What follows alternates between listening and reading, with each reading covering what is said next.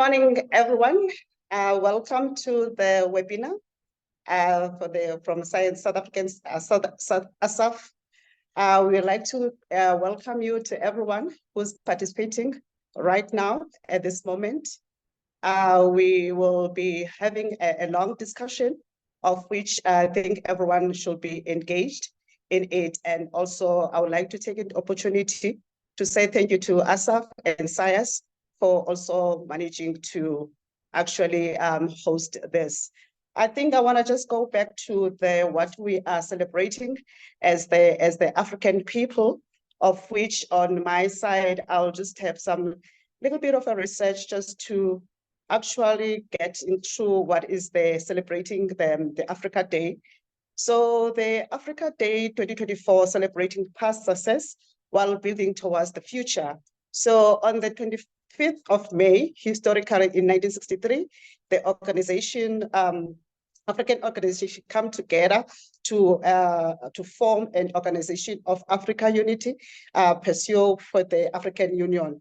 So there are certain countries that they're still celebrating this Africa Day, of which they have made it as their public holiday, which is the Ghana, Zimbabwe, Lesotho, and Zambia, and also Malawi.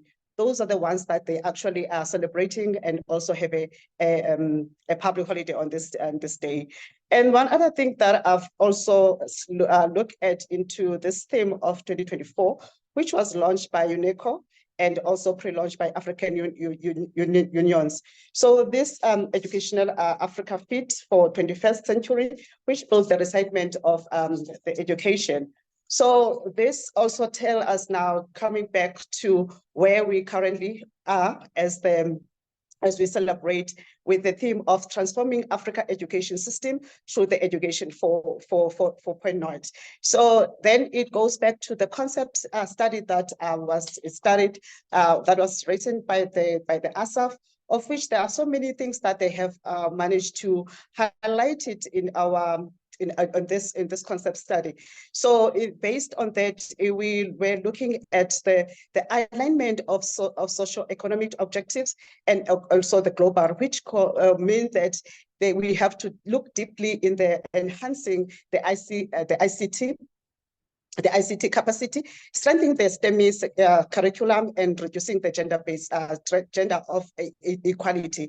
So those are the things that now we are looking at. How do we make sure that the access of higher education is still continue, even though there are so many challenges that they are facing, which could be the culture barrier, which will be the poverty, and etc. But in all these things that we have to bear in mind that we need to have a future of education skill 2023 project, which we have to make sure by the 21st century, we also are bound to it, to also make sure that the student have knowledge and ability and attitude towards this vision. So no, but it takes us now to say that how do we make sure that all of us as the government, as also as a non-government people, that we collaborate and make sure that this vision of 2030 is being able to be out there. So we have looked at a number of multi-stakeholders that we actually have to be engaged and also be part of it, which is the academics.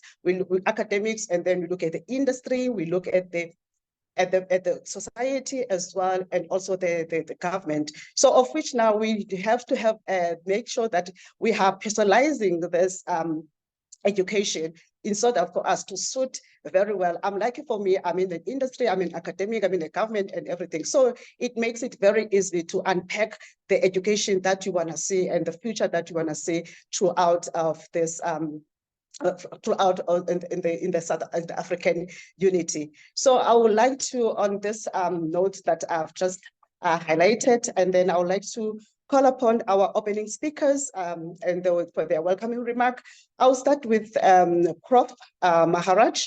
Prof. Maharaj is the School of Agricultural Earth and Environmental Science and the University of KwaZulu-Natal, and then an ASSAf member. Can you please take a floor, Prof? Thank you. Thank you, Dr. Majabu, our program director. Greetings to all colleagues. I understand we have participants from different parts of the world. And in South Africa, we say all protocols observed, to get away from naming all the important people, but there are some important people that need to be acknowledged. I want to acknowledge the Honorable Prof. Ntoy Ramapha from the Ministry of Education and Training, Mr. Kanono Ramashola, Principal Secretary from the Ministry of Information, Communication, Science, Technology and Innovation, and the directors and executives of the 4 academies that are involved in organizing and presenting today's webinar, and I'll name them in a few seconds. Now, we know that science academies in Africa play a significant role in contributing science evidence to support policy development and implementation across the service delivery domains, including education. In other words, we want to make an impact at the grassroots level, and we're going to operate beyond the ivory towers of the academy and the universities from which, where many of us are located. It is on this basis that the Academy of Science of South Africa, in partnership with the Lesotho Academy of Science and Technology, the South African Young Academy of Science, and the Lesotho Young Academy of Science, are co-hosting this webinar in the celebration of Africa Day. Now, ASSAf's role includes advancing science, technology, and innovation value chain through science advisory in priority societal issues, recognizing and celebrating science, technology, innovation, excellence, and converge various stakeholders to create a cooperation platform in promoting and advancing science, technology, and innovation locally and globally. We appreciate the continued support and partnership of the Lesotho Academy of Science and Technology. Promoting science education and culture in science is also ASSAf's mandate. Today's webinar is advancing this particular objective with young people who are, as we all will agree, the leaders of tomorrow. South African Young Academy of Science and the Lesotho Young Academy of Science are key partners in advancing the agenda of youth in science. Through today's lecture and deliberations, we hope to strengthen science, technology, innovation, cooperation, and education, and in the education space between Lesotho and South Africa. We'd like to thank the speakers for offering the expertise by engaging and addressing us, and we eagerly await their presentations. Finally, today's lecture would not be successful or possible without the team from ASSAf. I'm using the acronyms here, LesYAS and LesYAS, who ensured today was a success. We acknowledge your contribution. We welcome everyone who have taken the time to join from different parts of the world and hope it's a fruitful engagement. Unfortunately, we cannot promise you tea or coffee. Thank you. Thank you so much, Prof, for those kind words. But you're welcoming us as well. And then I'm not too sure whether we do have the Honorable Minister, Prof. Tony Rampapa, the Ministry of Education and Training from Lesotho. If he's here with us, can we just do the opening and the remark? Not yet, Dr. Avila, we can proceed. All right. No, thank you so much. Now it takes us to the panel discussion. As one of the things that now as the I have panelists that are lined up for me, and then of which what I'm gonna do right now, I'm just gonna introduce them, and then from after introducing them, we can be able to actually move to our discussion.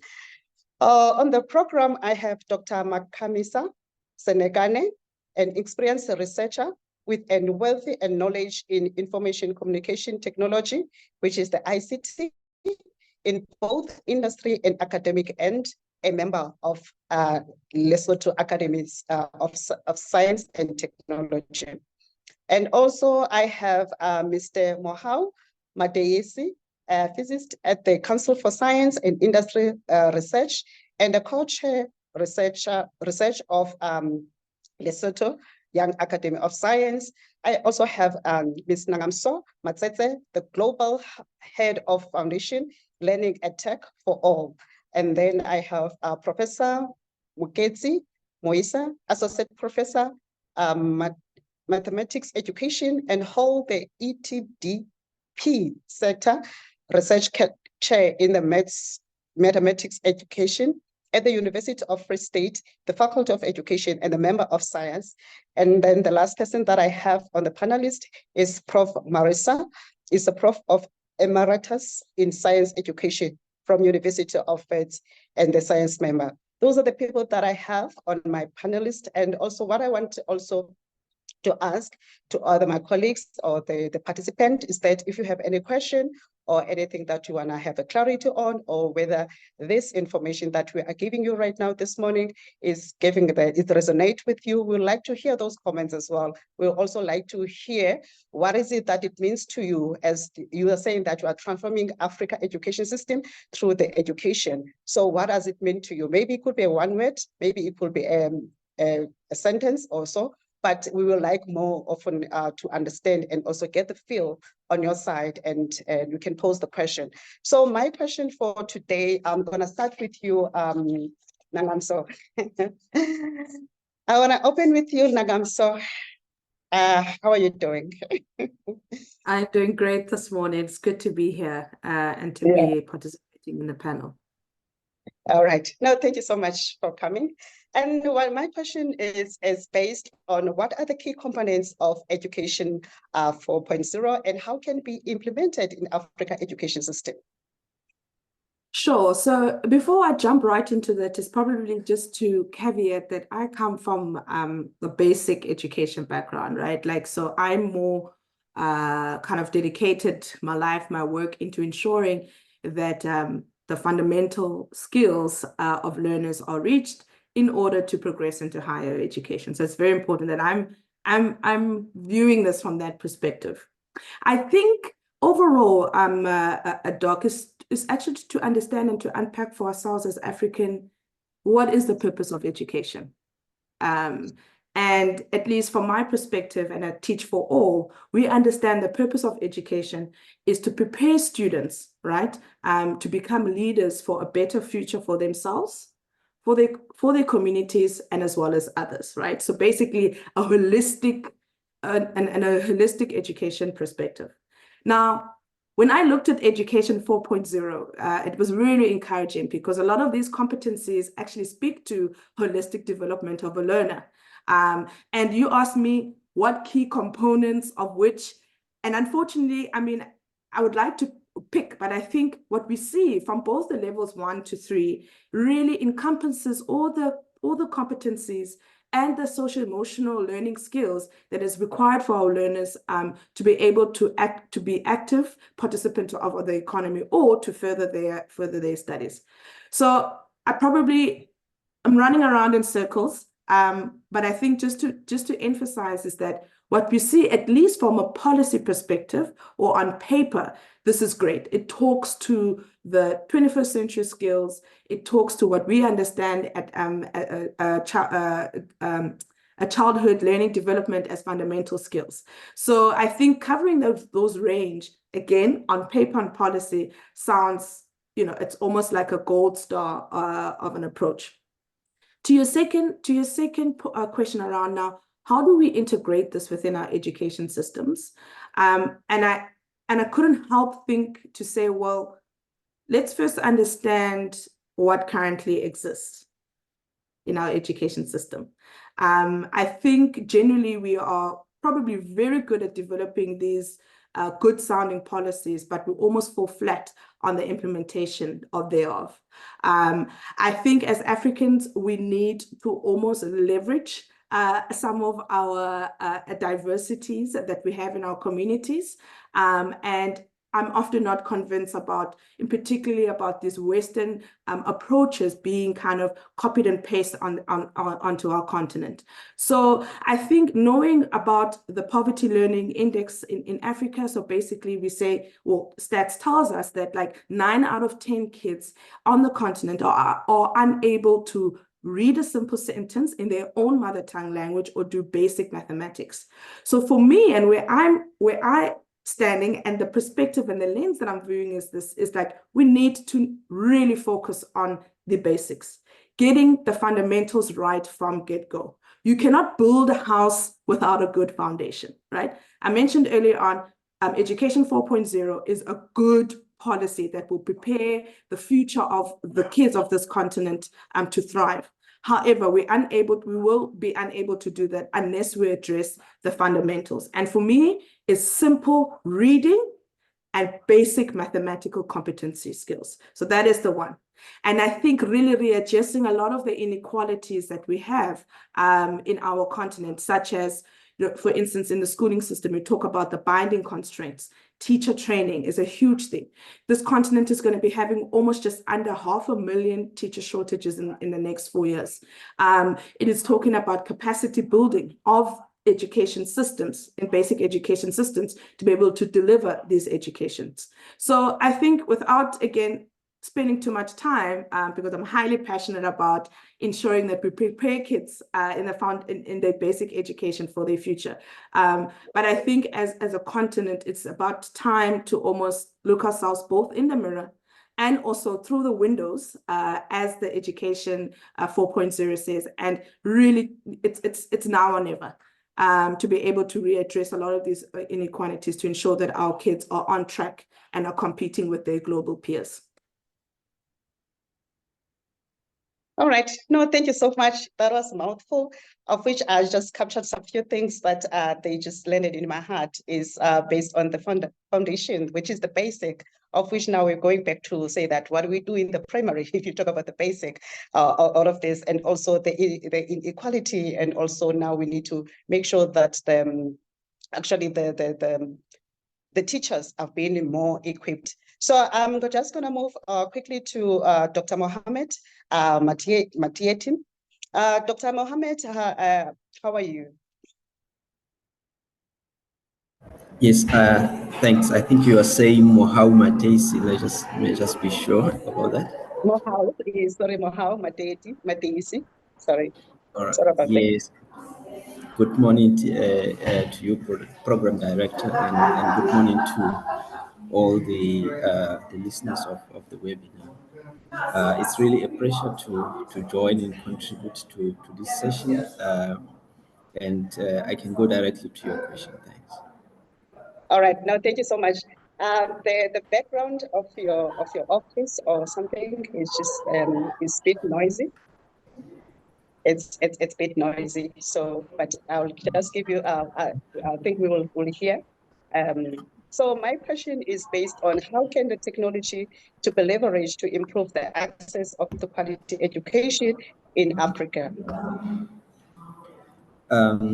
Yes, thanks for the question. Actually, when we refer to education, we'll remember that we are basically talking about multi-levels from basic education at primary level all the way to university. And the issues of access to education as aided by technology actually differs across the spectrum. So I think it makes sense perhaps to put more emphasis where there is greater need for exploitation or leveraging of technology to improve learning, which is specifically at a basic education level. And if we were to look at most of the primary education or basic education centers, most of them would be distributed across countries in Africa from rural to urban landscapes. And if we think of the rural setting, there is often a challenge in terms of access to education, in the sense that your skill in terms of teachers, the resources that they need, really needs to build on the means that are availed by technology. So basically, if we can make policies that make it possible to deploy technology intensively, we can actually achieve issues of effective communication, which technology often unlock within a classroom setting as well as among the learners.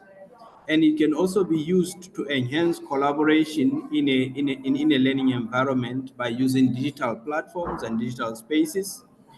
And we can also make sure that the technology actually allows optimal interaction and discussions among learners.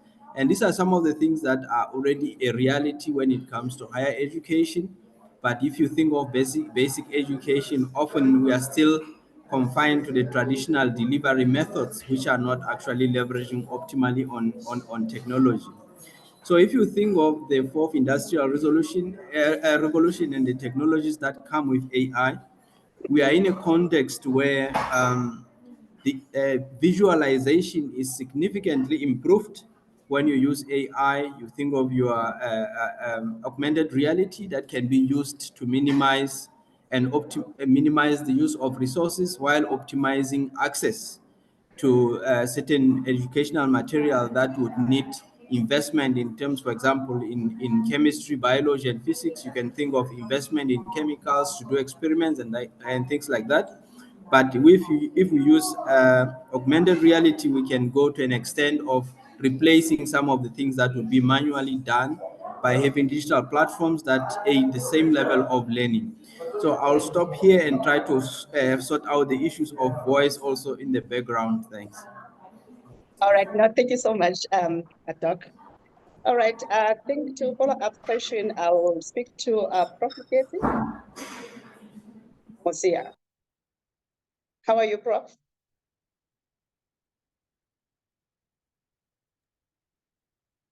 Good morning, and how are you? And thank you very much for the invitation. All right. No, thank you so much. I wanted just to address a bit of how can the government policy funding support the integration of education 4.0 in Africa education system? Yeah, thanks for that question. I think it's an interesting question. So there's a few points that one wants to make. I think funding would probably have to be linked to what sort of things that requires that kind of resource. And I think one of the enablers is to try and have more of a national education strategy that helps you prioritize key areas that are clearly spelled out in Education 4.0, and making sure that we align our funding itself towards enabling us attaining those key strategic focus area. And to enable that, one of the enablers is maybe have a policy framework that enables you to provide the skills that we need, such as the digital competencies and critical thinking skills that we so need in the 21st century, kind of skills that we need at a level that is appropriate. I mean, by appropriate, I mean earlier in the development of a child, in order to be able to almost accelerate our growth. And we know that that would definitely be linked with issues of economic development and so on and so forth.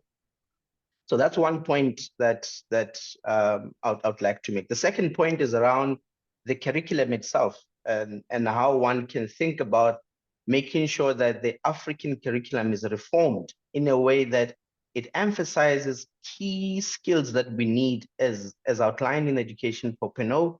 And these are skills that would include around STEM related as a strong emphasis and support. I mean, I think an earlier speaker referred to reading and mathematical skills.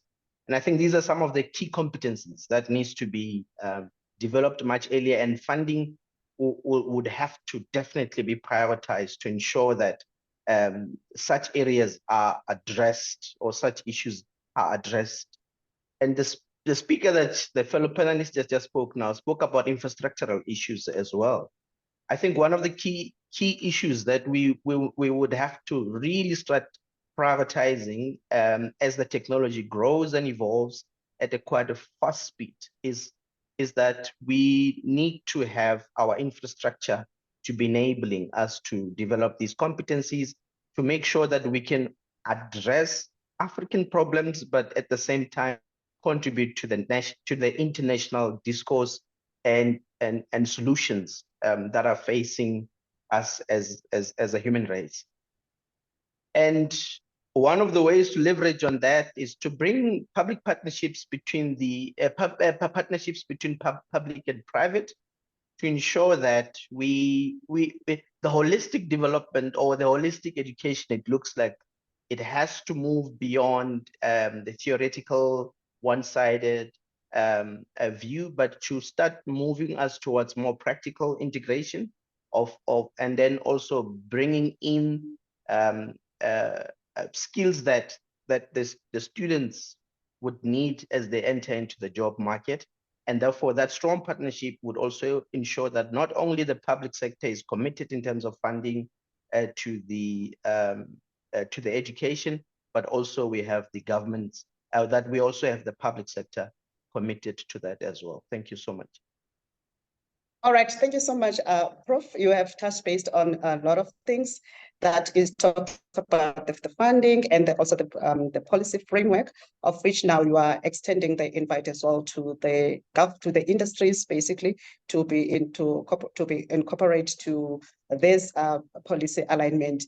And that takes me to Dr. Makamisa Senekane.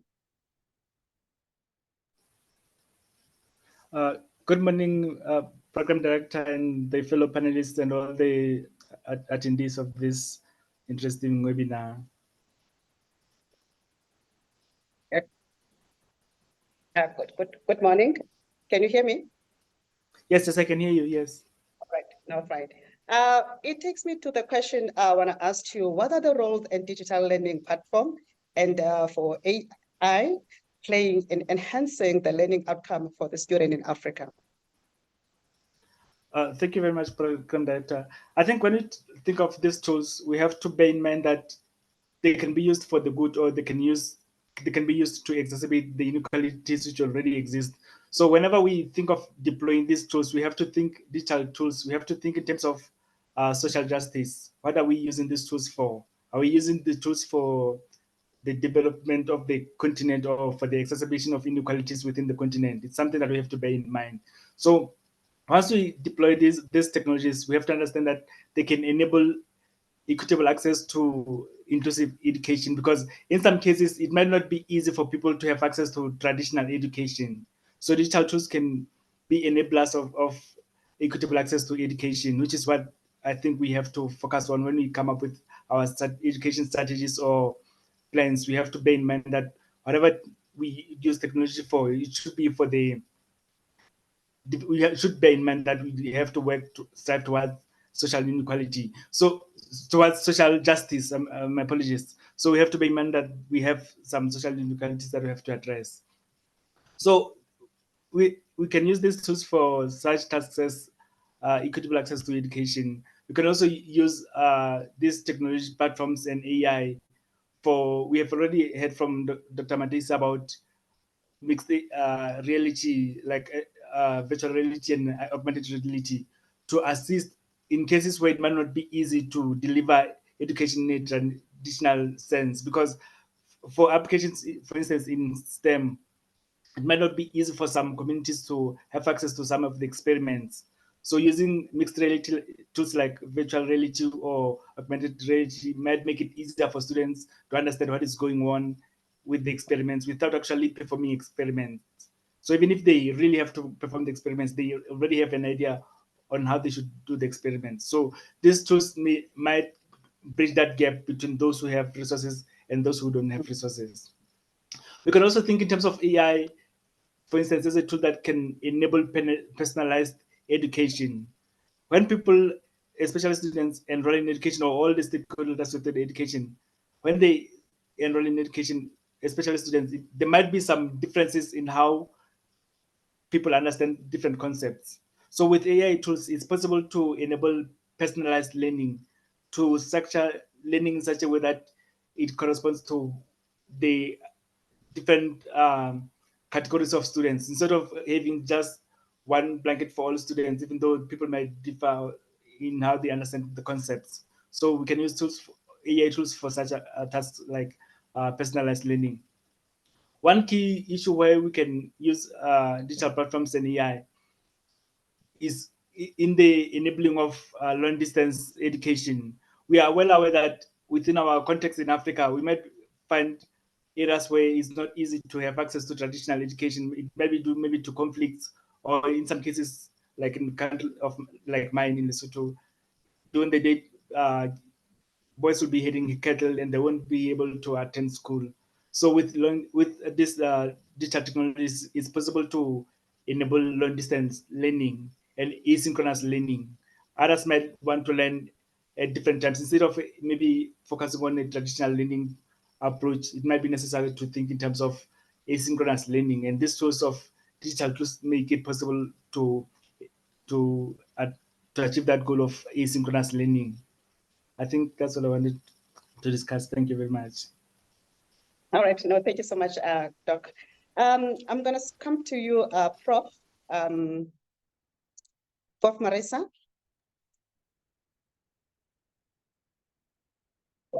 Morning to everybody. Morning. Can you hear Good me? morning. Can you hear me? Yes, I can hear I you. can hear you. All right. Yes. All right. I just wanted to come through and understand how will the education 4.0 impact the pedagogy and also the curriculum, just to unpack it to us. Well, good morning and thank you for the question. The curriculum is a bugbear of mine because if I think of our South African situation, I think they have been terrified to try and change the curriculum. The curriculum that we're working with in the South African schools has now been there since 2011.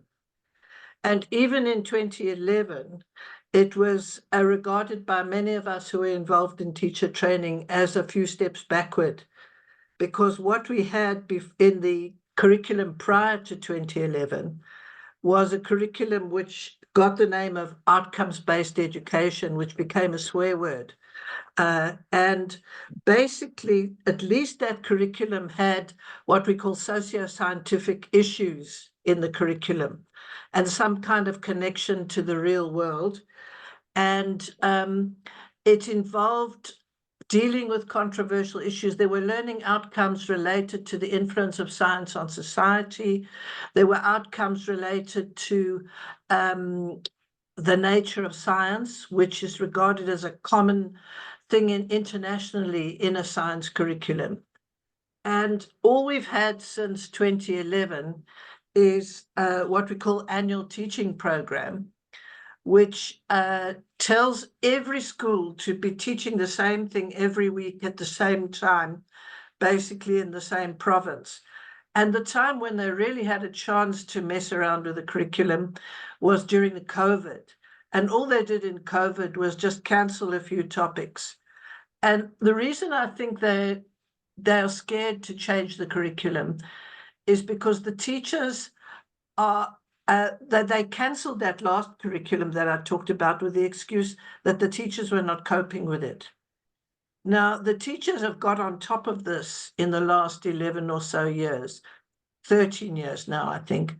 And so they're seeing the matric pass rate coming up, but that's just because everybody's getting used to the system. So there's nothing new and nothing innovative in terms of what we're testing, in terms of what we're testing determines exactly what is done by schools.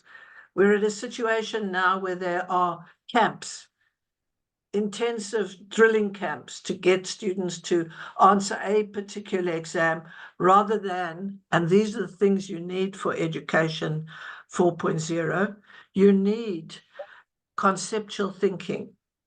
You need to be able to solve problems. And there's no exercise like that, except in the level of testing in the maths and science papers, that the higher levels of testing may test that. But if you look at the outcomes in maths and science, you've got a situation where there are very low numbers of learners are getting beyond 60% for maths and science. In the case of mathematics, you've got 232,000 students writing mathematics, and only 15% of those are able to get above 60%.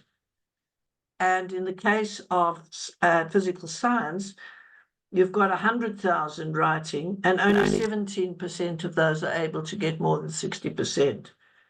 And that doesn't even provide universities with enough people to learn these subjects.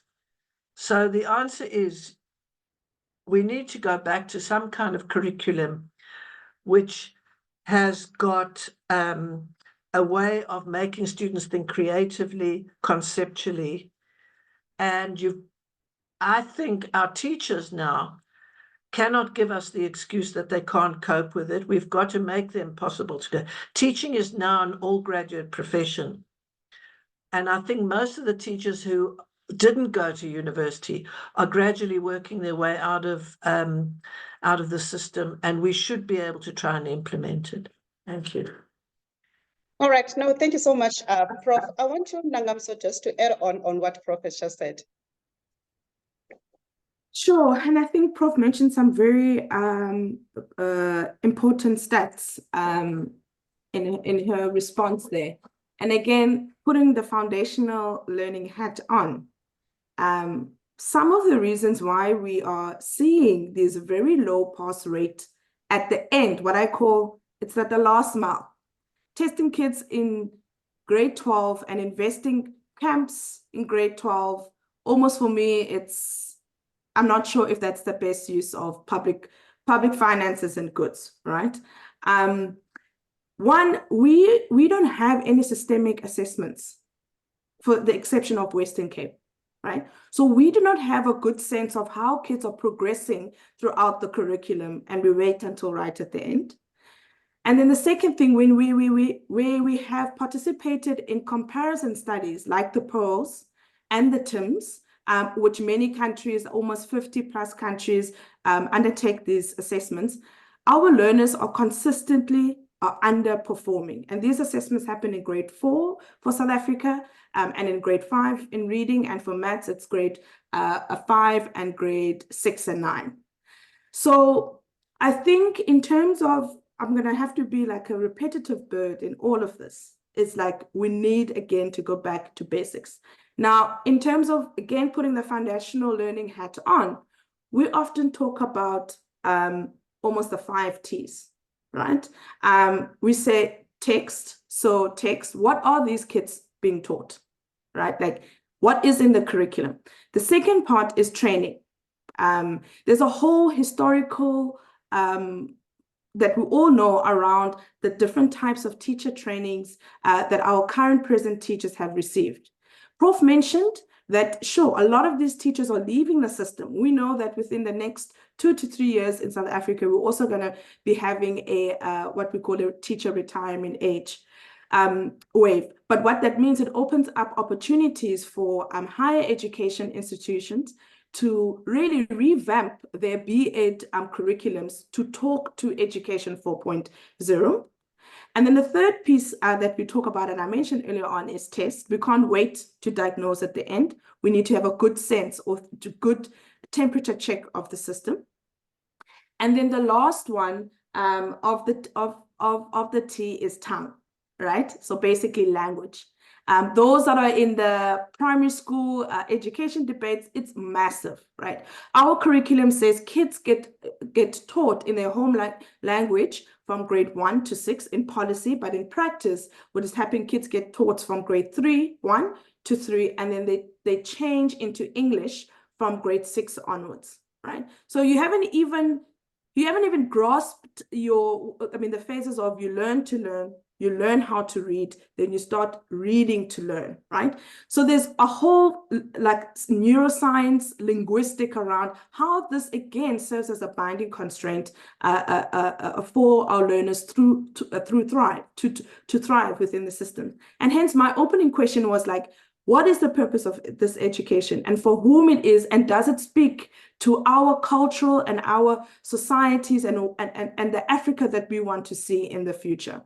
So I think there's, this is a very heavy and complex sort of like unpacking, but to Prof's point, there are many opportunities And I think we need to leverage those opportunities.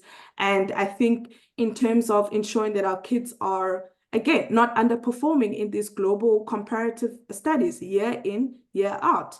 Like I mentioned earlier on, the learning poverty in Africa is extremely, extremely high. You know, kids are out of school. And in some parts of the continent, where, for example, a good example of that is South Africa, we've managed to bring access, but it's the quality that now we're grappling with. So I just think from that curriculum perspective, we need to really seriously think deep about those 5 T's and really leverage some of the opportunities that we see us that are facing us in the sector. All right, thank you so much, Nangamso. I'm gonna move to you, Prof. Muketsi. What does the cross-sector teaching and learning in education 4.0 mean? Did you get it, Prof? Yes, I did.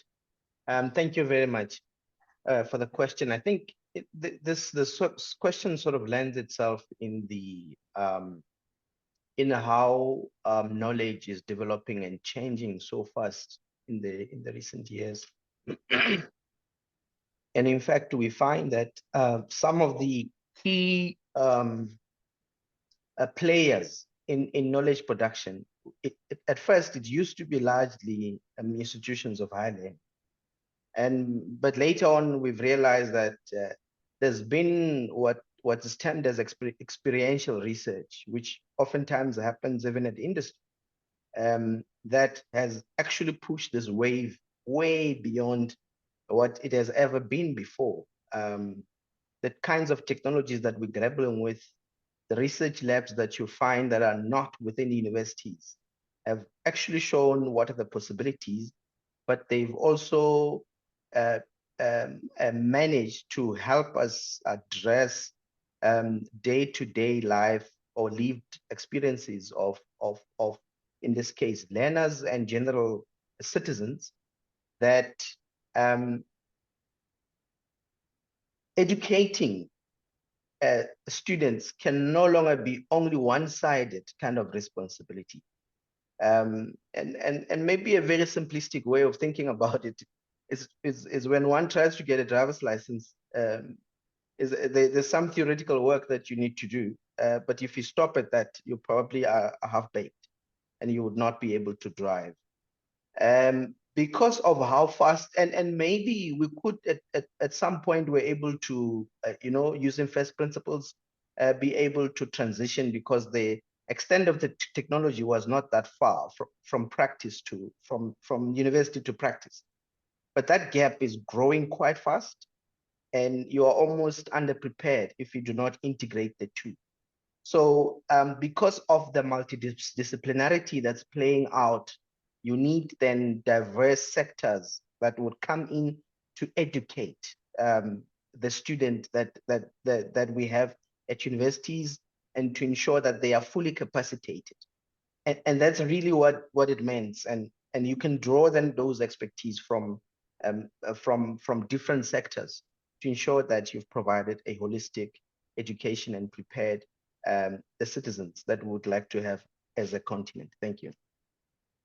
All right. No, thank you so much, Prof. Coming to you, Dr. Makamisa. Yes, Dr. Once again, thank you. How can they? Thank you very much. Yes. All right. I wanna ask you, how can the educator be trained and supported to effectively integrate technology and digital tools in their teaching practice? Thanks. I think with the 4IR or Education 4.0, we have to bear in mind that teachers should play a critical role in terms of skills transfer.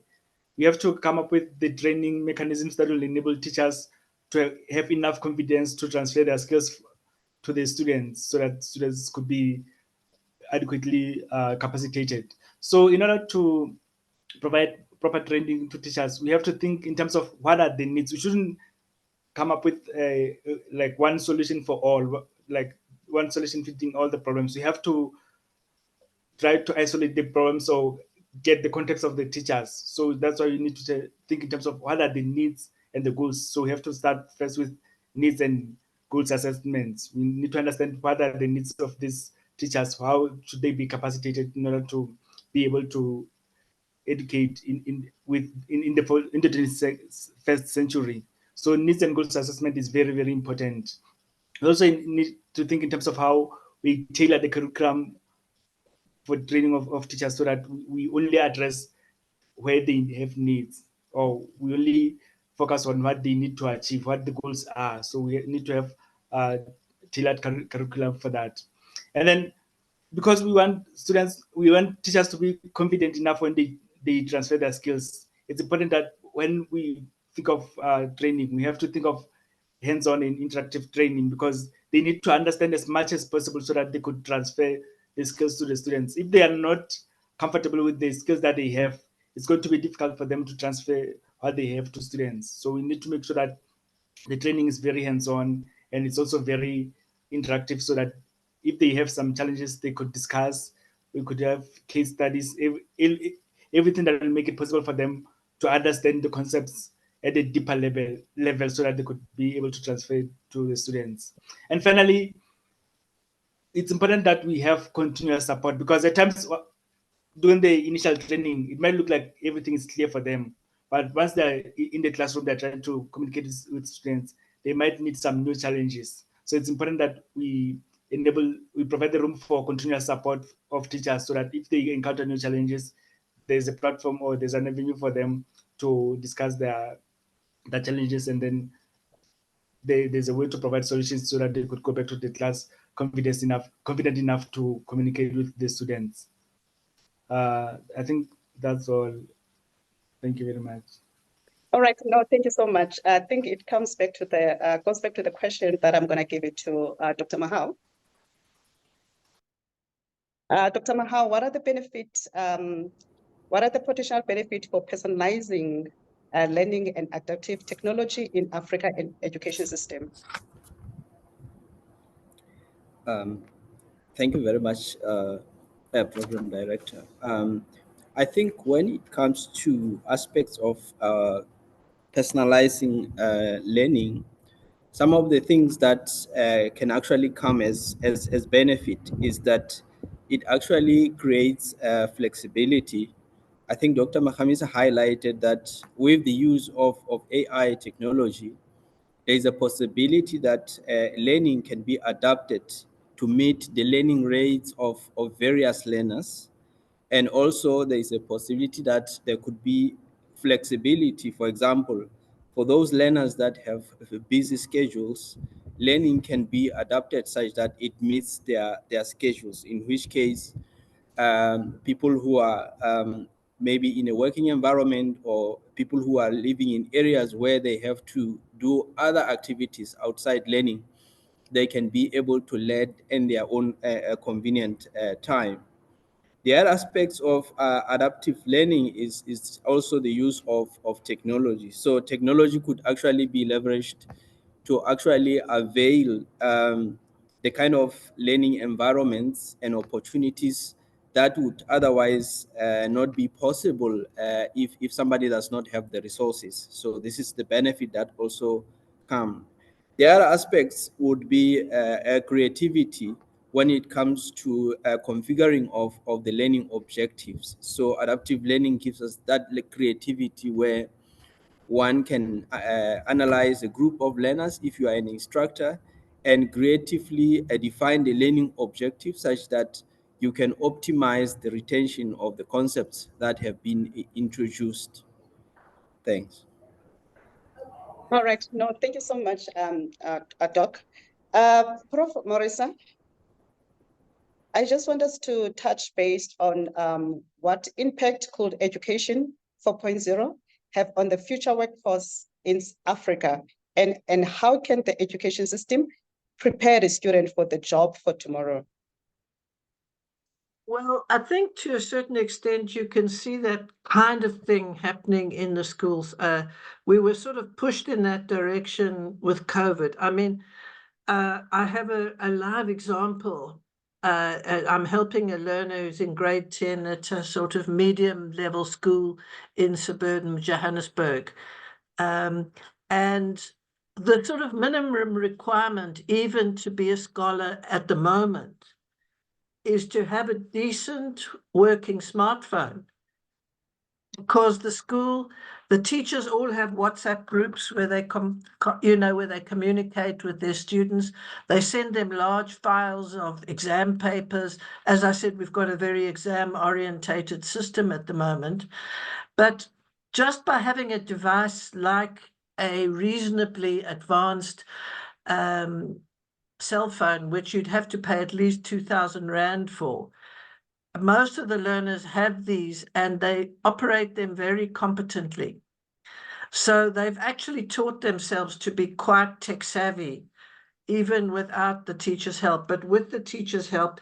And the strange thing is that the teachers, most schools don't, in theory, they don't allow the learners to bring their cell phones to school. But there's so much teaching that you can do just with cell phones.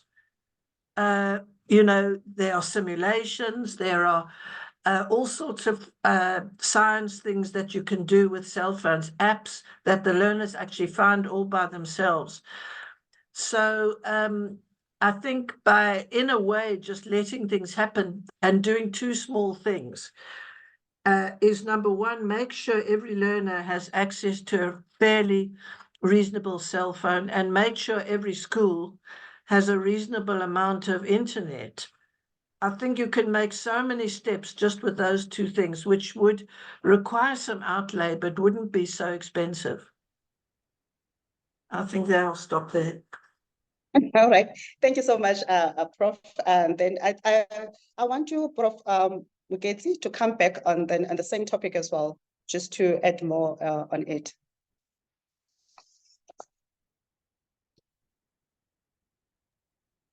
Thank you. I think Prof just captured it quite well.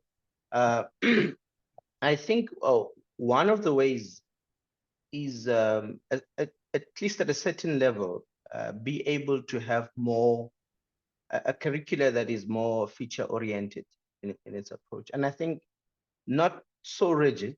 And at times we tend to look at the basic education curricula, but we don't even reflect it our own university curriculum. To what extent are they flexible enough? To what extent that are they current enough to ensure that kinds of competencies and knowledge that the students are trained on are enabling, and they help them to address current issues that we're facing. I think that's one issue that I think we might need to reflect a little bit more about. Maybe just reflecting on teacher education itself, I think there's very little that has happened there, to be honest. The teachers we have, there's even those who contemplate that it might be that the universities are not even the best place to educate teachers, but that's an ongoing debate, I think. But I mean, if one looks at what curricula and what the expectation is, the outcome of our programs and the kinds of conversations we've been having now around Education 4.0, you wonder if there is alignment to a very large extent, because education system heavily relies on its teachers and how they are trained. And I think there is a bit of the gap. Maybe as a continent, we need to reflect on what knowledge and what competencies, what expertise our teachers should have, given the context that we're finding ourselves, and then how will that enable them then to deliver the kind of experience that we want the learners to have in their class. So maybe in addition, those are 2 points that I could add. Thank you. All right. No, thank you, Prof. I want to come back to you, Nangamso. Yes, how can, yes, I'm always bounce back to you. Sorry about that. So I wanted just to get to know, how can the partnership with private sectors, companies, and tech film help drive innovation and transformation in Africa education? Sure. I think one of our earlier partners spoke about public and private partnership, and I think that is so key, right? Like this education matter in general, right? It is sure the accountability sits with our governments across the continent, but it requires a multi-pronged stakeholder approach, right? So right from your like your micro, your meso levels to your et cetera. And I think we need almost a teachable, we call it like collective leadership. We need all the key role playing stakeholders around the table to almost be involved in these discussions. So I think there's something about private-public partnerships, again, we're not leveraging.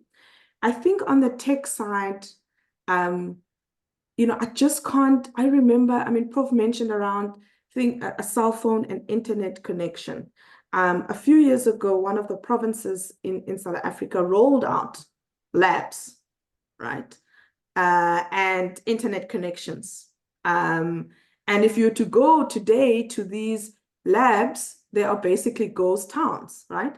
Now, there's a whole bunch of explanations of maintenance, violence, teacher, like, and all of these are not to say they're not reasonable explanations, but I think, again, it's how, if we are wanting, and there's so much with IA now, and so much we can leverage in terms of closing the inequality gaps, at least closing the bimodal education systems that we see in South Africa.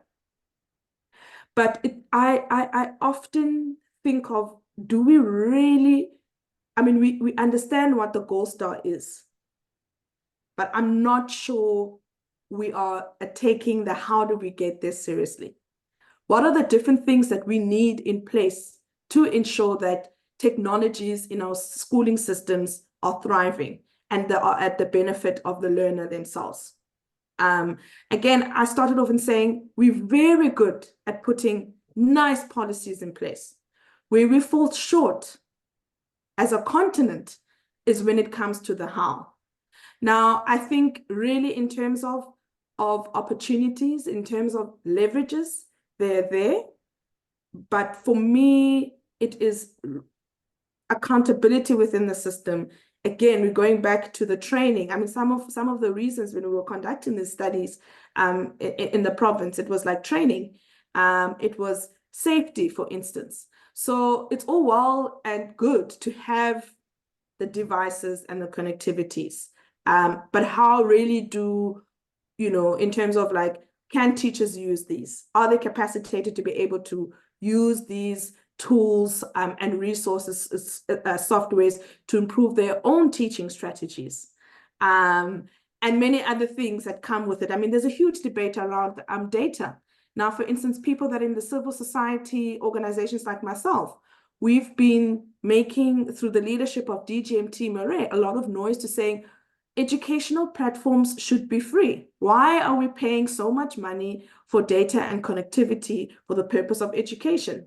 So again, I think thinking of this as like a whole ecological system that has different players and that requires right from the home to the society, to the leadership, to the all different layers of the system.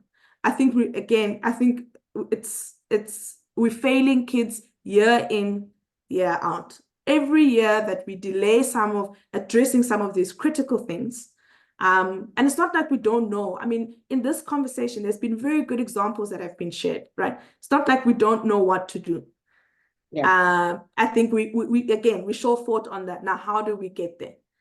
For me, it breaks my heart, 30 years in, at least in South African country, we have thousands of learners that leave the system without being fully prepared to be participants in our economy, or even, going into higher education institution. It is a social justice issue. It just almost makes my blood boil to think that we allow this to happen every year for I don't know how many past decades. All right. No, thank you so much for that input. I think on my side, I'm just going to add on in the terms of the private sectors, I think since I'm working in the private sector, it also talks to us as saying that we want to be innovative. So what do? We always look what the world needs. And from there, we work back.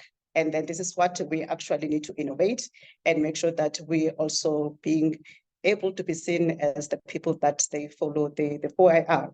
So I think it can also go back to the non-government organization as well to see that what the world needs, and then they can tailor make their program as well, just to, since they are just helping also the government in terms of their activities, whether it's their science schools that they are doing on weekends and everything. So, but baseline is that we need to understand what the world needs and tailor make the syllabus or the syllabus basically from what the world needs to the person, to the student who are doing like in the primary environment, and that can be able to see them to be innovative while they are still very young.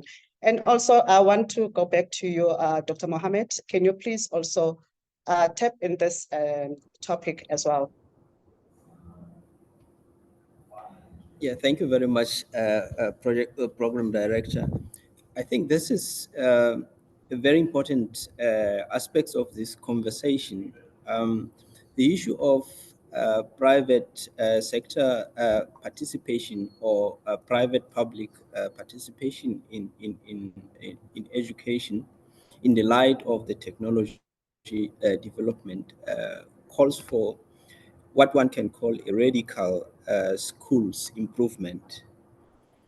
And here we are talking from issues of capacity. So the rate at which innovations in technology is going is fairly rapid. And we would like to see the future where humanity remains the master of these creations, which means it is really imperative to ensure that the education quality and resources as well as content is allowing for the young generation, especially here in Africa, to remain in charge and in control of the innovations. And I would like to emphasize Africa specifically because if you look at the statistics, we are often cited as the young generation, which means there are more techno-savvy youth in Africa that can positively participate in solving the world problems. Now, talking of private sector, if you look at the global finance flows, actually we have more money flowing in the private sector as opposed to money flowing in the public sector, which means you have about 80% of the finance flowing in the private sector. Now the question is, in terms of radically transforming education such that it meets the needs of the fourth industrial revolution, what role can they make? I think that it's important to have policy conversation that streamline the role that public sector can play.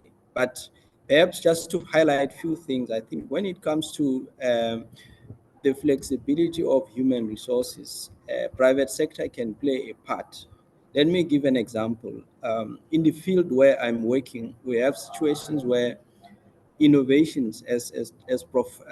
Mweketi highlighted, are pushed by the private sector. And that means there is new knowledge that is generated, there are new technologies, and the understanding of the demands for sustenance of this technology lies with the private sector. So I think that calls for a feedback into the school system in order to prepare the youth so that they can participate in future innovations. The other aspect is the issue of sustainability. I think sustainability cannot be decoupled from the issue of equity, where we still have to grapple with how do you get equality in the access of education among different communities. I think here private sector has more flexibility than the public sector. They can deploy funds fairly rapidly without having to optimize between many options. And I think even philanthropy has got a big role to play here, where they can go into the uncharted territories in terms of experimenting with technologies that are new, that would take long if we were to follow a formal policy approach in terms of seeing their relevance and how they can improve the educational experience in Africa. Thanks. All right, no, thank you so much. It's a really true that innovation definitely comes from the most of them, they come from the private sector, because if you don't know what they need, you actually be out of line, of which in every I would say every sector that I know of right now, more especially in the mining, we have the icon and innovation. So it's something that we enforce it. As much as you want to be innovative, you actually have to make sure that it goes with the safety as well. Don't just be innovative and not looking at the baseline of the safety. So I think I'm just gonna come back to you, Nangamso. I think this one will be my last question for you. I'm sorry to always put you on the spot. I wanted just to check what is the Southern African education system level of readiness to teach education? Sure. So I think in terms of, again, policy perspective, and the outcomes or the skills or the competencies here, it really aligns with this globalized world that we live in. So I think, that piece of the puzzle, like it's almost like a no-brainer. I think in terms of readiness, if you think of all the inputs of in education, and again, having to go back to the five T's concept or framework, I do think that there's a lot of work in terms of those 5 areas that we would have to do. Again, I think teacher training has come up quite a lot of times in this conversation. Then we move on to things like just basic infrastructure, like basic classrooms with basic like desks, boards, and so forth. We, in other parts of the African continent, is also trying to increase access and trying to decrease dropout rates. It's a big issue. The higher you go within the system, the higher the dropout rates are. So what are some of the interventions, if I may put it in that sense, that could be utilized there? And then I would say the third other bucket, in my view, is learning and teaching resources, right? You cannot play soccer without a soccer ball. You need a soccer ball to play soccer. So I think there's a lot there that we would have to really seriously consider. I mean, the list is long, but probably to say the fourth one would be, again, accountability, right? I think many of these systems, I often ask myself, like, who can we ask if we've got such, almost devastating learning outcomes, or we're not necessarily preparing our kids for this 4th industrial revolution? It almost becomes a finger pointing game. So there's something yet to said about like accountability with the system. Teachers need to be supported and capacity built during both pre-service and in-service. And I think Dr. Museo mentioned something earlier on around higher institutions versus the basic institution, kind of like education. And I'm not quite sure if there's even alignment right from industry. So what the labor requires, how do universities prepare students for the labor market, and how does the basic education curriculums prepare students for that? So I often think that we then also work in silos. So are we ready? In my view, I don't think so. We may be progressing in some areas, but if we would truly to be able to implement Education 4.0, some of those 4 key areas, I think, we'd really need to seriously address and work on to ensure that we are thriving as a continent and that, you know, we are living the Africa that we want for ourselves and for the future of the continent. All right, no, thank you so much. You have nailed it. I'm just going to move to Prof. Marisa. Yes. Yes, my question is based on the issue of inequality in education sector in South Africa is the subject of tense debate. So can you please just elaborate more on the technological advancement and also advantage and the capabilities? So the first thing is that I want to say that given that's a given, we've got large numbers of schools with very poor facilities, maybe sometimes not electricity, not water. And so we have to find ways of doing more with less. And Nangamso talked about data free. Now, I'm sure she's aware that a lot of the really good teaching tools in technology for science and maths education, which is my field, well, science more than maths, are available data free. For example, there's Siyavula, which is an app which helps students to access maths and science, and it's data free. And there are a number of others that also, Oliko is another mathematics teaching app, which is also data free. So the first thing is that maybe we've got to, as I said before, we've got to specify a minimum. And the minimum is that we should rather spend money on schools having basic amount of data, basic amount of electricity, a basic accessibility to a very basic, and I'm saying basic technological device.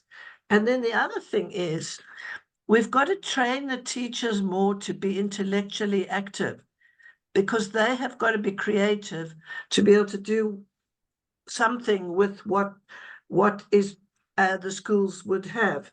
So one of the things that's going on at WITS, a former PhD student of mine who's now a professor in science education, is doing some research with the science teachers in training about making videos, not just another video, because YouTube is full of videos, but these are conceptual videos underlined by the transformation of content to make it more teachable. And these are short videos. These are informed by research on what makes a good video. And when those students leave WITS, they're in a position to create their own videos, which are 2 or 3 minutes long, but illustrate a particular concept which is essential for understanding chemistry or physics in the curriculum. So, you know, I think it's all about doing more with less. I mean, we've already got a problem in the sense that students coming from the quintile 1, 2, and 3 schools generally are starting to get better matric results, but I think they're getting them by being drilled. And the better universities need to make sure that they can take the best of those high-scoring students from the quintile 1 to 3 schools, because they can teach us how to do well in maths and science. Thank you. All right, no, thank you so much. Prof, can you please add on Dr. Senekane?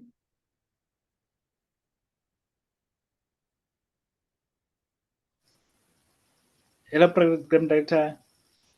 Yes, if I could add to what Prof. Marisa has just mentioned, I think issues that we have to also pay attention to include, like I said earlier, we have to bear in mind that whatever intervention we have, it should be aligned to the social justice. But we know, due to some realities in Africa and South Africa in particular, there might be some cases that might lead to existing inequalities. So we should also think in terms of how we align the resources, if how we equitably allocate the resources that are available. It could be through training, how we equitably train those who were previously disadvantaged. It could be through infrastructure deployment, how we deploy infrastructure, like Prof. Marisa has just said, how we ensure that each school has like bare minimum in terms of technological tools. And then if it's possible, if it's not possible to achieve that goal of equitable distribution of resources, it might be necessary to think in terms of resource pooling, because some academic institutions will be having some resources while others do not have resources. So arrangements should be made to ensure that there's that sharing of resources among different, it could be schools or institutions of learning. So that pooling of resources, I think, is very important. And the last issue, which has been discussed by my fellow panelists like Prof. Musia, Dr. Matesi, and Dr. Mangamso, is about strategic partnerships. We have to think in terms of forging partnerships among different stakeholders like the CSOs, the private sector, the public sector, and the development partners. Dr. Mao also mentioned philanthropists who might be interested in education. So we have to think in terms of strategic partnerships so that we could make us resources available for those who might be disadvantaged. I think that's all from my side. Thank you.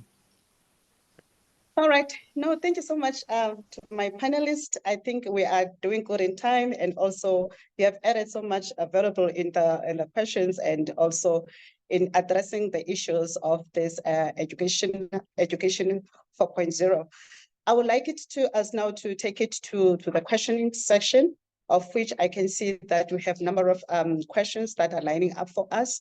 And also that I would like all my panelists just to actually, if the question is not addressed to anyone, but if you feel free to voice it out, and then so that we can be able to actually move with the webinar.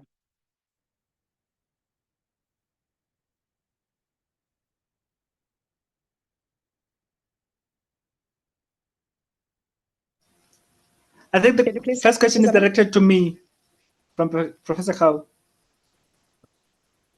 Oh, okay. All right. Prof. Mr. Sekanik talked about focusing on social justice in using AL and digital platform, looking at the content of many African communities where there is no electricity, poor connection to internet service, high data cost, lack of access to the material sources needed for the AI, and theft of such material resource. How then can government ensure that the AL does not exacerbate the already high level of inequality in access to quality education?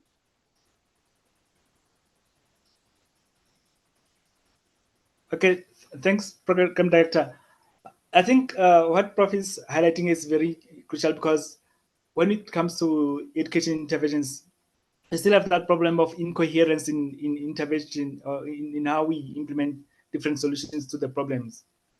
So I think when we think of deployment of digital platforms and AI, we have to think in terms of what I think it's Professor Mazzucato from UCL in England.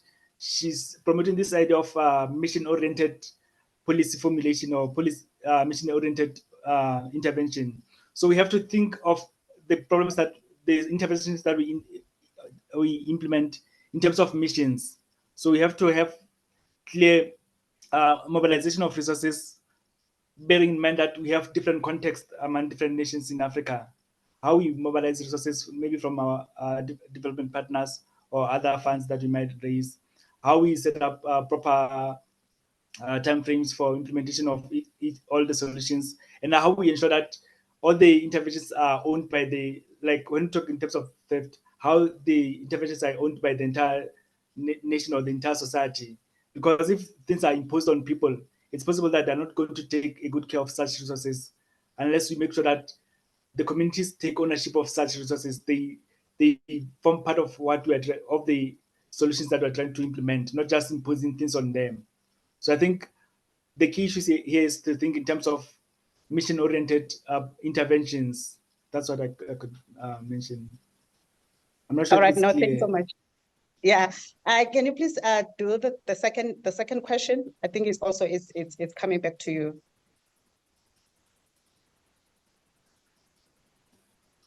Let me quickly go to the chat Q&A about the question.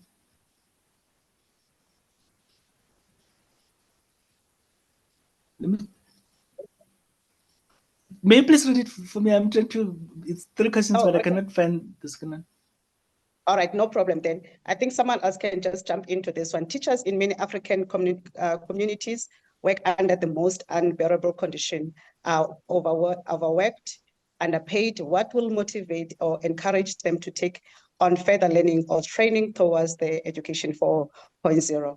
What measures needs to be put in place to ensure that they are able to work with the exam-driven overload curriculum and the use of Education 4.0? I'll start with you, maybe Prof. Maurice.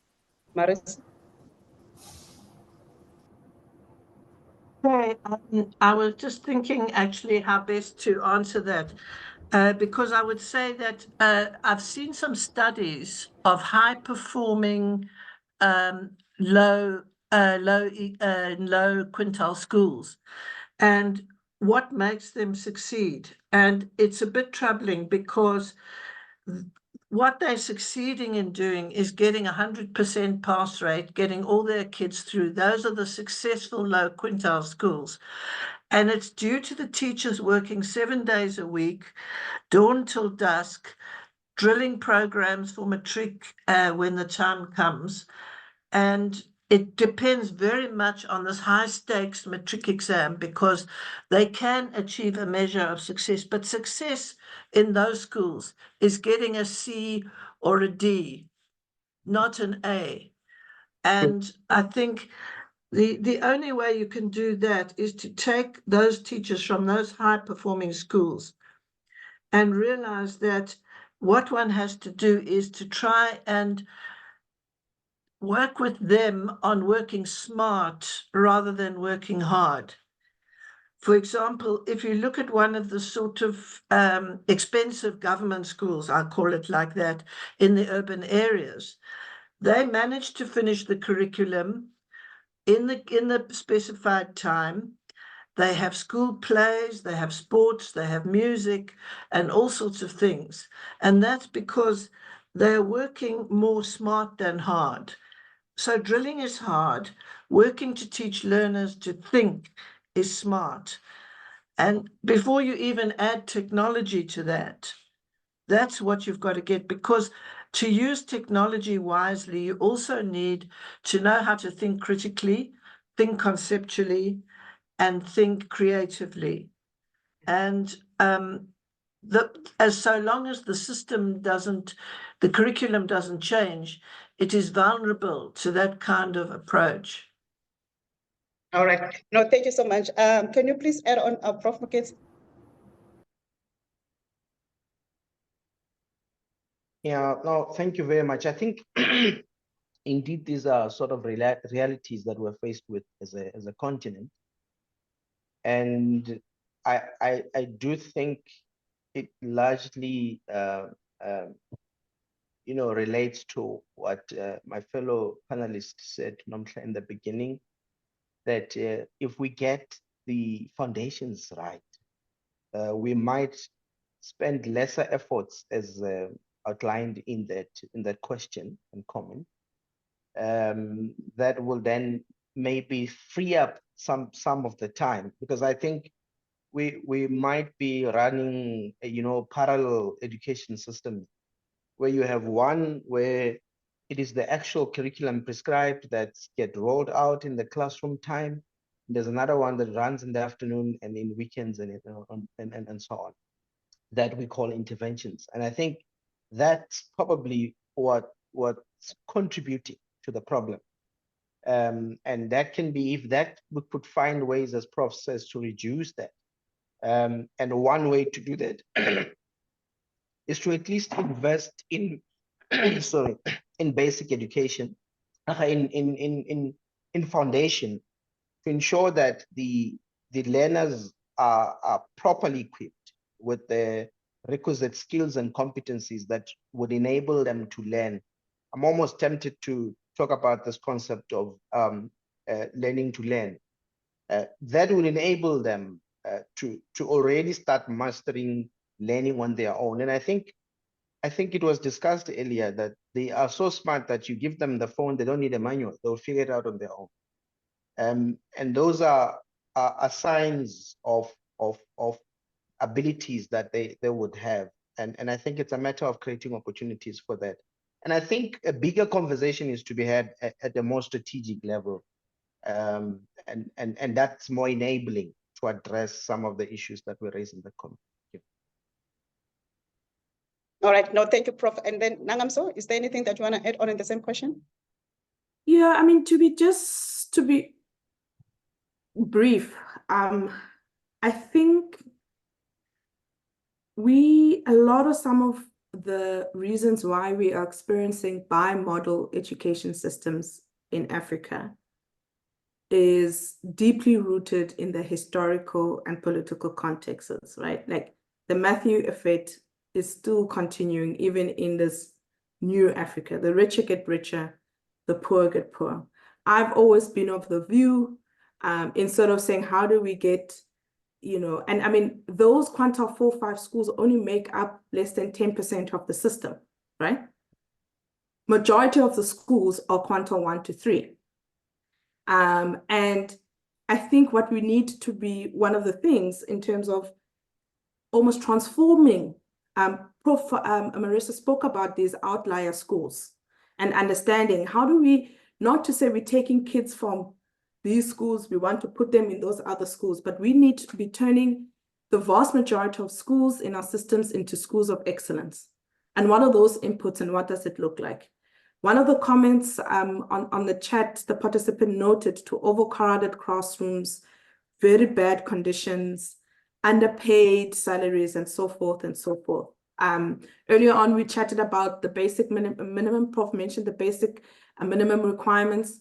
And I think, just to add, it's probably to saying like, we need to understand that there's a bi-model education system, Matthew effect, that is seriously leaving our kids at a disadvantage and a more unequal society. And we need to start transforming these classrooms and schools, and understanding and learning from those that are almost en route into kind of experience and have showcased that they are able to change or to kind of shift the systems. Thanks. All right, no, thank you so much. I don't see any questions on my side. I don't know whether is there anyone who have a burning question, or am I missing out, Tozama? I had seen Prof. Samson from Nigeria. There were a number of comments that he had put forward. I'm not seeing him now. However, he had a number of comments. I'm just checking if he's still in. It doesn't. Okay, can you please read them for us? Then we can be Just, unpacked. Dr. Avila, I've sent them to your chat. If you can just open your chat box, direct. Oh. I've sent them to your chat. All right, thank you so much. Is there anyone on the floor, maybe who have a burning question from the to the panelist?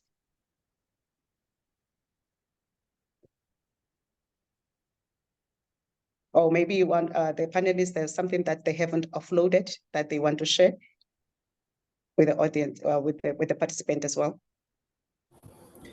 Yes, perhaps in response to the question of overcrowded schools with quite a concerning ratio of a student-teacher ratio, I think some of the lessons that we learned during COVID, where a lot of educational content became available in digital platforms. And there were some schools, particularly here in South Africa, where you would have a remote kind of teacher who would help maybe teach remotely and reach out even to kids that would be far away. So I think that model could complement the efforts significantly, especially in rural areas where it's very difficult to have teachers in certain subject areas like mathematics and science. So I think digital platforms, if they could be used to complement and bridge these gaps, they could go far in terms of improving the workload of teachers, as well as also complementing and maybe lowering the necessity to relearn some of the new concepts that are technologically orientated, but rather build on the expertise that is available by experts that are established and already working in those fields. The other thing is the issue of the rate at which things are changing. So if AI makes necessitate introduction of new concepts, I think the speed at which these concepts could be integrated could probably leverage on transferred learning that happens through digital platforms. Thanks. All right, no, thank you so much. I have another question that just came out, is that the 4IR is also consistent emphasis of STEM learning areas. This is understandable due to the needs for technology for the benefit of society. This was indicated in the quotation from Kube discussed earlier, in which this prioritizes STEM, but what about the humanity and liberal arts? I think it's coming to you, Dr. Senekane. Oh, thanks. I think I mentioned earlier also, Dr. Mau put that point and emphasis on that point. We can also use the 4IR technologies to enable learning even in humanities. For instance, there was a project at the University of Johannesburg which was aimed at recreating the Sophia town of the world of the past using the mixed reality. So it's possible to use these digital platforms also to enhance education in other sectors other than STEMI. So I think I just have like to mention that it's possible to use 4IR technologies even to teach beyond STEMI subjects. You can use them in other applications like in humanities. I think another example could be what is happening with Sadila. I think it's based at Northwest, trying to digitize the South African languages. So it's another example where we can use digital technologies for humanities. All right.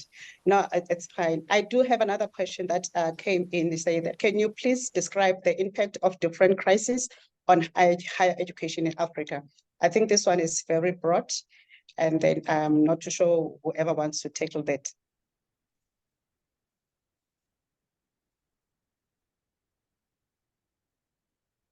I can repeat again. Can you please describe the impact of different crises on higher education in Africa? I can Yes. try. All right, All right. I'll give it to Mohau. All right, thanks. Yeah, just on the impact of AI on learning in general. So one thing that you would probably have observed is that there is a boom in the large language models, and they tend to change the learning experience and challenge the existing mode of examining or at least evaluating the gain of knowledge.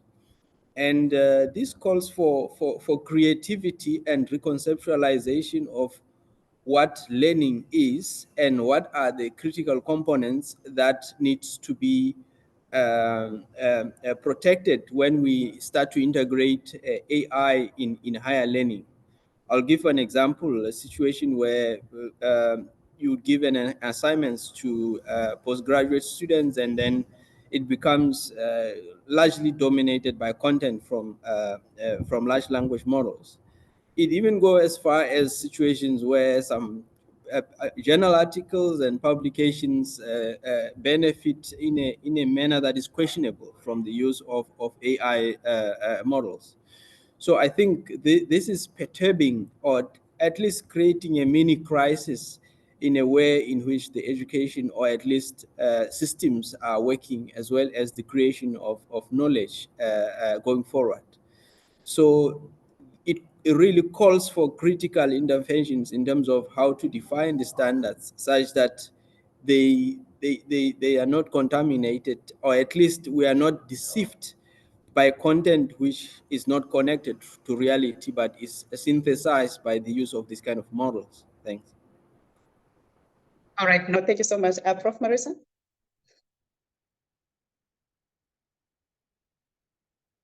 There are a number of things that I was thinking more about the undergraduate rather than the graduate students. And they too have access to those large language models. But I think what it has to influence is the way that we teach in higher education and use those language models to their benefit in a sort of more constructive way, that they can become more critical about what they read. So it's for us to respond to that. It's not to try and run away from it. And the other thing that I think is happening in higher education too, on a more logistic, is every time there's a threat of a student protest, it no longer impacts on teaching and learning, because the universities just retreat into themselves and they say, for the next 2 weeks, we'll have online learning. So that student protests maybe don't jeopardize the academic year as they might have done in the future.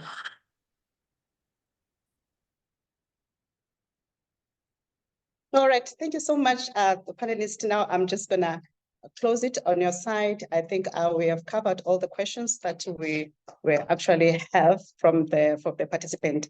I'd like to give an opportunity to Principal Secretary Dr. Majara to be on stage and also welcome us all.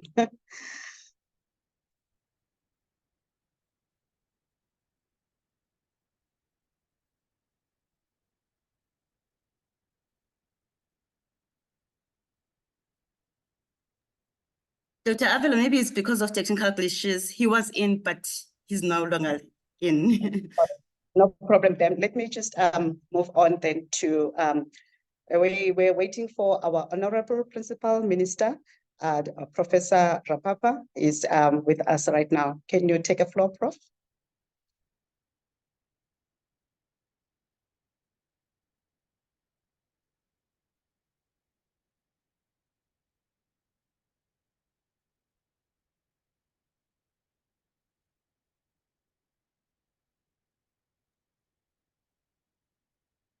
I think they might be, they might be experiencing a technical glitch from their side because they were together with the Principal Secretary, Dr. Majara.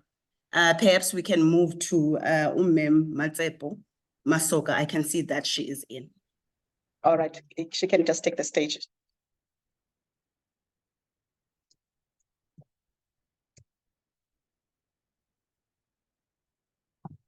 Mem Matsepo?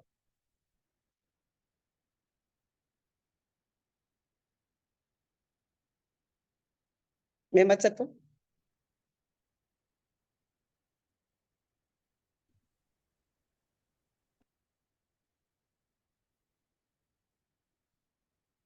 I think yes, I can hear you now.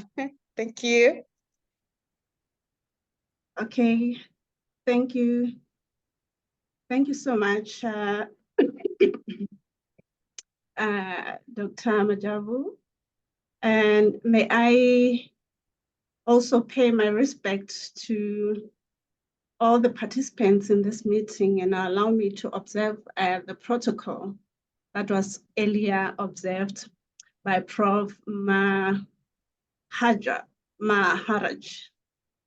Sorry if I pronounced that incorrectly. And I'd like to embrace his warm remarks while opening for us earlier on this webinar, especially on his emphasis on the role of science, technology, and innovation in advancing our education systems. Dr. Majabu Chair, thank you for taking us through the background history of this Africa Day and why we are celebrating it. And as we have come to the end of this seminar, it is evident that the journey towards transforming Africa's education system through Education 4.0 is one of the collective efforts that innovation has done, and there needs to be commitment. I'd like to commend the efforts of our esteemed academies. Indeed, they're invaluable in shaping the discourse and driving us to attain tangible progress. The vision of Education 4.0 encompasses not just technological advancements, but also a holistic approach to education that equips learners with skills, knowledge, and adaptability needed to thrive in the 21st century.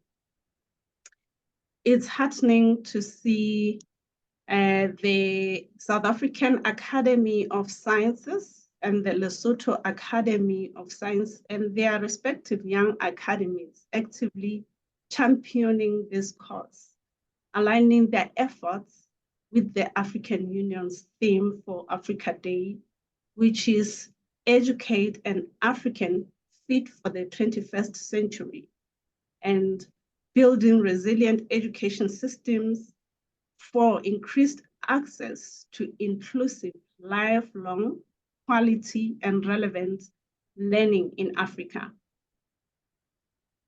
I'd really like to extend my heartfelt gratitude to all the esteemed panelists, Ms. Nangamso Ntsatse, Dr. Madesi, Dr. Msia, Dr. Senegali, and Prof. Rolnick, for their active participation, insightful contributions, and unwavering dedication to advancing education in Africa.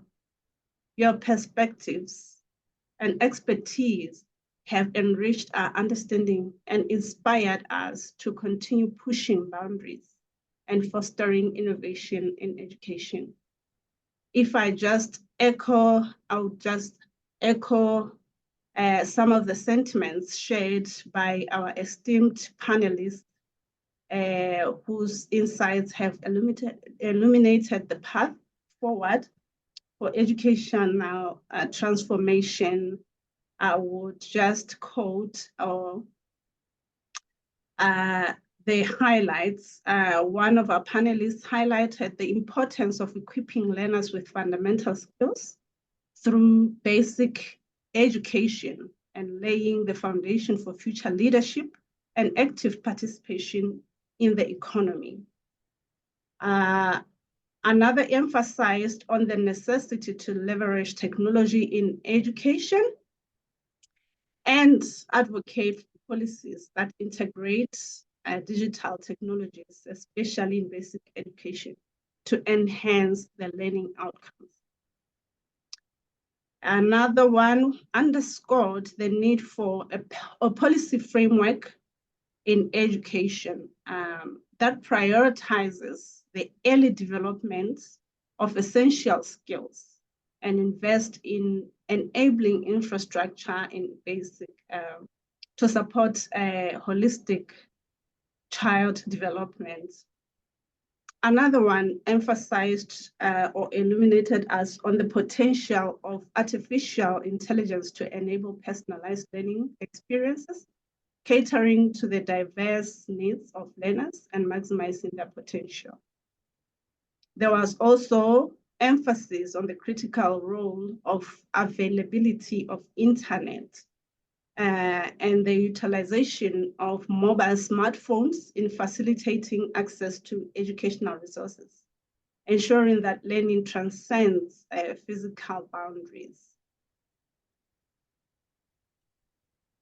I'd like to conclude by saying that let us together, through collaboration, innovation, and a shared vision for inclusive and quality education, strive to empower the next generation of African leaders, thinkers, and change makers to thrive in an ever-evolving world. Thank you once again, everyone, for your involvement in this important conversation. We take note of the concerns and unforeseen challenges or foreseen challenges with advancing an education 4.0. And these are some of the policy issues that we need to address concurrently with the advances in our digital technologies. Let us continue working together to realize the transformative potential of Education 4.0 for Africa's bright future. Thank you very much, Chair. All right, thank you, Mame Motsepa, for thanking us. It's really an honor and a privilege to be in the panelists to facilitate the panelist discussion and also to moderate this session. I would like to just to give a minute or so to each and every panelist to say goodbye to us and also the departing word if they have. I'll start with you, Prof. Marisa. Short and sweet. I'd like to say thank you to the people who posed interesting questions, which require creative solutions. And I hope that you have a good the rest of the weekend. Thank you. All right, thank you so much. I'll give it to you, Prof. Moketsi.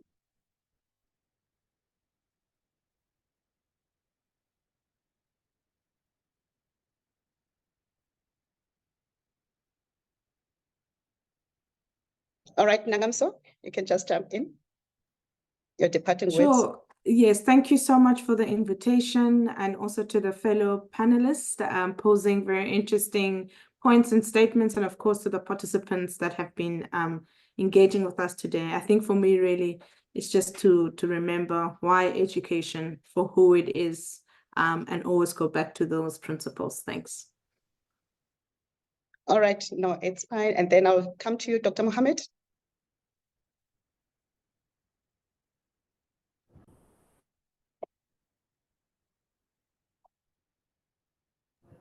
Thank you very much, Mohammed. Just to remind. So, yeah, I think we have touched on many aspects today which help us to start the conversation. But one thing that I would like to underscore is that with the advancement in technology, I think we need to bear in mind that education in the end is a social and cultural experience.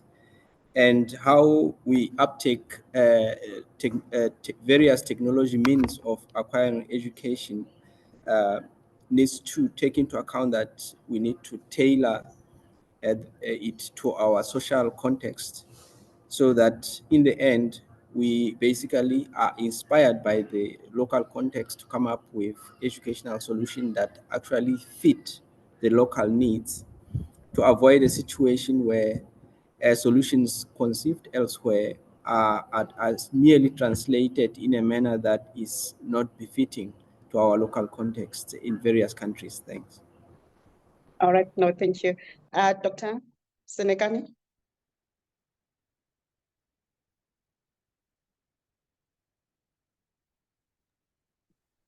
Well, thank you very much. I'm struggling with my mobile. It's a bit slow, so I'll communicate from my mobile. My laptop is having some problems. So I'd like to thank the academies and the organizers of this webinar. That's quite informative. I also like to thank you, the program director, for directing this conversation, and also my fellow panelists for quite insightful information. I'd also like to thank the participants who participated in various ways, including the Q&A session. And finally, I think my point, which I have to emphasize before I leave, is that we need to, when we think of digital transformation or implementation of digital solutions to education, for all the skills for the 21st century, we need to think in terms of social justice. It should be the center of how we implement all the interventions, or else you might end up having the situation where we implement technologies that exacerbate the already existing inequalities. We have to make sure that all our interventions aligned to social justice. Thank you very much. All right. I'm not sure whether Prof. Moketsi, are you back online? So if not, I would like to also to thank Prof. Maharaj.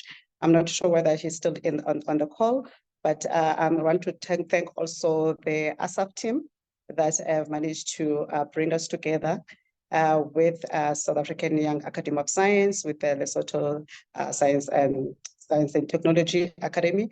So on my side, I'd like to say to everyone, have a great and wonderful weekend, and also be good and come back on Monday, be productive where you are at. Thank you so much. Bye, everyone.